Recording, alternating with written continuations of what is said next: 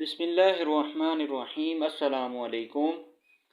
حضرت حسن بصری رحمۃ اللہ علیہ کا زمانہ تھا۔ آپ کی ایک شاگردہ جو باقاعدہ آپ کا درس سننے آتی تھی، نہایت عبادت گزار تھی۔ اس بیچاری کا جوانی میں خاوند چل بسا۔ اس نے دل میں سوچا، ایک بیٹا ہے، اگر میں دوسرا نکاح کر لوں گی تو مجھے دوسرا خاوند تو مل جائے گا، لیکن میرے بچے کی زندگی برباد ہو جائے گی۔ اب وہ بچہ جوان ہونے کے قریب ہے، یہی میرا سہارا ہے۔ لہٰذا اس عظیم ماں نے یہی سوچ کر اپنے جذبات کی قربانی دی۔ وہ ماں گھر میں بچے کا پورا خیال رکھتی، لیکن جب وہ بچہ گھر سے باہر نکل جاتا تو ماں سے نگرانی نہ ہو پاتی۔ اب اس بچے کے پاس مال کی کمی نہ تھی، اڑتی ہوئی جوانی بھی تھی۔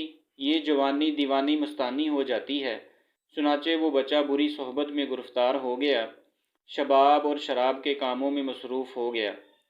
ماں برابر سمجھاتی لیکن بچے پر کچھ اثر نہ ہوتا۔ وہ اس کو حضرت حسن بصری کے پاس لے کر آتی۔ حضرت بھی اس کو کئی گھنٹے سمجھاتے، لیکن اس بچے کا نیکی کی طرف رجحان ہی نہیں تھا۔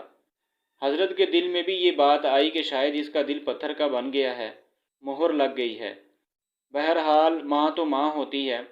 ماں اسے پیار سے سمجھاتی رہی، میرے بیٹے نیک بن جاؤ، تمہاری زندگی اچھی ہو جائے گی۔ کئی سال برے کاموں میں لگ کر اس نے اپنی دولت کے ساتھ اپنی صحت بھی تباہ کر لی، اور اس کے جسم میں لا علاج بیماریاں پیدا ہو گئیں۔ معاملہ یہاں تک آ پہنچا کہ اٹھنے کی بھی سکت نہ رہی اور بستر پر پڑ گیا۔ اب اس کو آخرت کا سفر سامنے نظر آنے لگا۔ ماں نے پھر سمجھایا، بیٹا تو نے اپنی زندگی تو خراب کر لی، اب آخرت بنا لے اور توبہ کر لے۔ اللہ بڑا غفور الرحیم ہے، وہ تمہارے تمام گناہوں کو معاف کر دے گا۔ جب ماں نے سمجھایا، اس کے دل پر کچھ اثر ہوا۔ کہنے لگا، ماں میں کیسے توبہ کروں، میں نے بہت بڑے گناہ کیے ہیں۔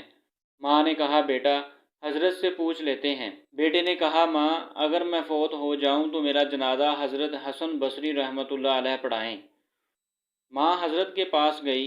حضرت کھانے سے فارغ ہوئے تھے اور تھکے ہوئے تھے، اور درس بھی دینا تھا، اس لیے قیلولہ کے لیے لیٹنا چاہتے تھے۔ ماں نے دروازہ کھٹکھٹایا، پوچھا کون؟ عرض کیا، حضرت میں آپ کی شاگردہ ہوں، میرا بچہ اب آخری حالت میں ہے، وہ توبہ کرنا چاہتا ہے، لہٰذا آپ گھر تشریف لے چلیں۔ حضرت نے سوچا، یہ پھر دھوکہ دے رہا ہے اور میرا وقت ضائع کرے گا اور اپنا بھی کرے گا۔ سالوں گزر گئے، اب تک کوئی بات اثر نہ کر سکی، اب کیا کرے گی؟ کہنے لگے، میں اپنا وقت ضائع کیوں کروں، میں نہیں آتا۔ ماں نے کہا، حضرت اس نے تو یہ بھی کہا ہے کہ اگر میرا انتقال ہو جائے تو میرا جنازہ حضرت حسن بصری پڑھائیں۔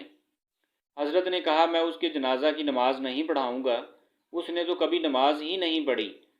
اب وہ شاگردہ تھی، چپ کر گئی، روتی ہوئی گھر آ گئی۔ بیٹے نے پوچھا، کیا ہوا؟ ماں نے کہا، ایک طرف تیری حالت، دوسری طرف حضرت نے انکار کر دیا۔ اب یہ بات بچے نے سنی تو اس کے دل پر چوٹ لگی اور کہا، ماں میری ایک وصیت سن لیجئے۔ ماں نے پوچھا، بیٹا وہ کیا ہے؟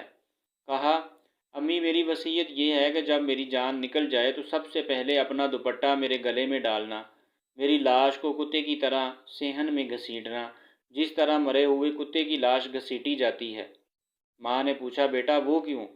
کہا، امی اس لیے کہ دنیا والوں کو پتہ چل جائے کہ جو اپنے رب کا نافرمان اور ماں باپ کا نافرمان ہوتا ہے اس کا انجام یہ ہوا کرتا ہے۔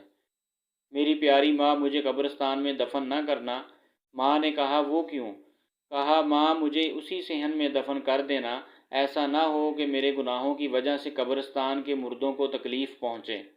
جس وقت نوجوان نے ٹوٹے دل سے عاجزی کی یہ بات کہی تو پروردگار کو اس کی یہ بات اچھی لگی، روح قبض ہو گئی۔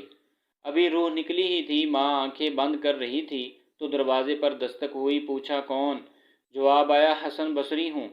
کہا، حضرت آپ کیسے؟ فرمایا، جب میں نے تمہیں جواب دے دیا اور سو گیا، خواب میں اللہ رب العزت کا دیدار نصیب ہوا۔ پروردگار نے فرمایا، حسن بصری تو میرا کیسا ولی ہے، میرے ایک ولی کا جنازہ پڑھنے سے انکار کرتا ہے۔